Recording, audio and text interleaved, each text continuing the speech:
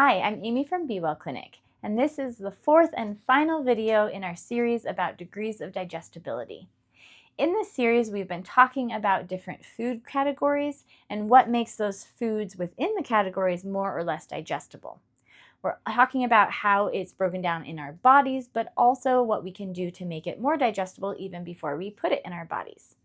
If you've missed the videos in this series, you can check out the links. They're in the description below, along with the introduction video. That was the first official video of this series. And in any of these videos, if there's something you want to talk about, please leave it in the comments below.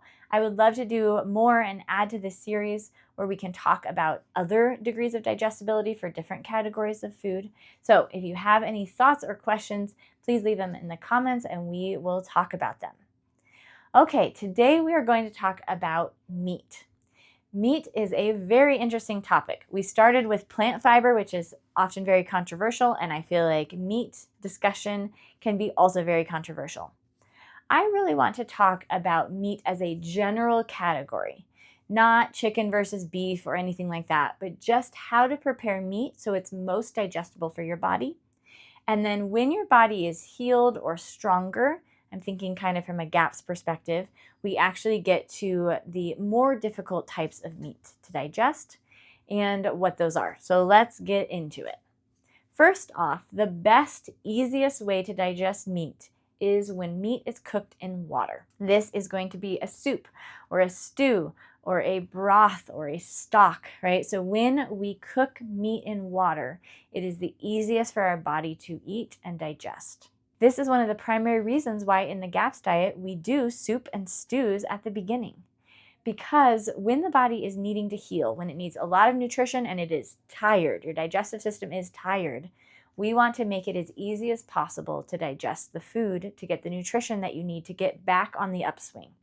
And cooking meat in stock, broth, water, making stock is going to be the best way to do that. The next degree of digestibility is very similar but slightly different, and instead of using water, we're using steam. So you're still using water, just not quite as much of it. This is something like taking your meat and your vegetables and covering them with some water in your oven on a low and slow roast. This also could be called wet roasting, if you will. So steam cooking your meat would be the next step up in degrees of digestibility. A little more difficult to digest than meat simmered in water. Then we go to the next one, which is cooking your meat in fat. This is a saute. So we have low heat, we have gentle cooking.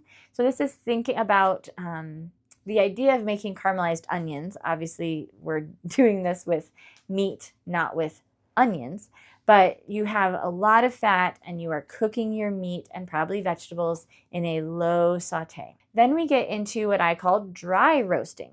So dry roasting would be where you are cooking something in the oven, but you're not wanting it to be wet and mushy or stewy. So there's maybe a little bit of fluid at the beginning, but you're going to uncover it, you're going to braise the top of it or broil, right? Those types of things is a dry roast. It's more difficult to digest that than it is the previous types of meat cooking. The last category of cooking would be really to be grilling or barbecuing. So we have high heat, maybe no liquid at all, maybe you're actually on open fire. This is going to be a more difficult way to digest. Not only is this meat getting cooked much more quickly, like 10 or 15 minutes, instead of 2, 3, 4 hours that you might in a pot of water or a steam roast, you are not cooking your meat the same, and that can be harder to digest. It doesn't get broken down as well, and you're adding carbon. So the burned parts is carbon, and that's actually difficult for our body to handle and get rid of. Again, a healthy system, we can totally handle some carbon. It gives a flavor. We often enjoy that barbecue flavor, but it is harder to digest. And so we want to save roasted or barbecued meats for the very end when our bodies are able to break things down much easier or we have a stronger digestive system. The one thing you might notice is that we didn't talk about raw meat anywhere. And this is because whether raw meat is more or less digestible is that it depends. It depends on your body, depends on how good your digestive system is, how good your enzyme production is. There are some enzymes in raw meat, but those enzymes may not be enough to overcome the difficulty of breaking down without other enzymes that our body adds. You also have to keep in mind that raw meat is cold, and there are different seasons where cold meat is appropriate. There's also different situations in our body where cold meat isn't going to go well. If our digestive fire is low, if our spleen is really depleted, we're actually not going to be able to warm our food up well. And if you eat a lot of raw meat, you're actually dampening down your entire digestive fire, which then means you're not going to digest that meat well. Whereas someone with a very hot fire will actually digest raw meat maybe the easiest, arguably easier than boiled meat. So it really depends on where your body is and what's going on with your body, whether raw meat is really, really good and easy to digest or really, really difficult to digest. The other thing with raw meat, of course, is there's a little bit of a risk of worms and parasites and things like that. The main thing I want you to think about with that is freezing helps, but not with everything. So we talk about eating raw liver a lot here. And a deep frozen raw liver, 2 weeks in a deep freezer at 0 degrees, the USDA says safe to eat raw. But if you don't have good stomach acid, if something slips through your stomach acid, there is a chance that you're going to get a little bit of a worm or parasite overgrowth.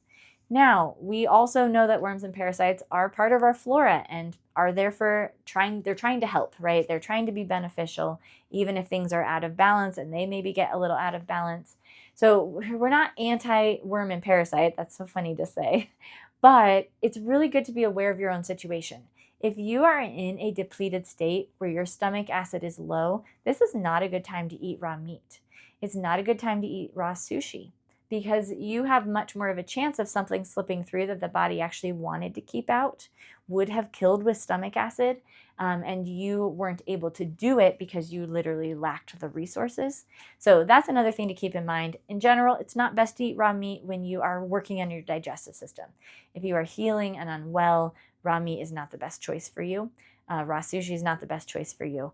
But again, with all of these things, if you are in a strong state, raw meat can be very good and very nutrient dense and very boosting enzymatically. Digestion can actually be easier because of that. So hopefully all of that makes sense. And I hope you enjoyed the series. Again, if you feel like you had a question, you want to talk about a different category of food, please leave it in the comments below. Please like this video, subscribe to our channel. We do lots of videos like this. And you can check out our next video about ways to care for your body, to care for your health. And I will see you in that next one.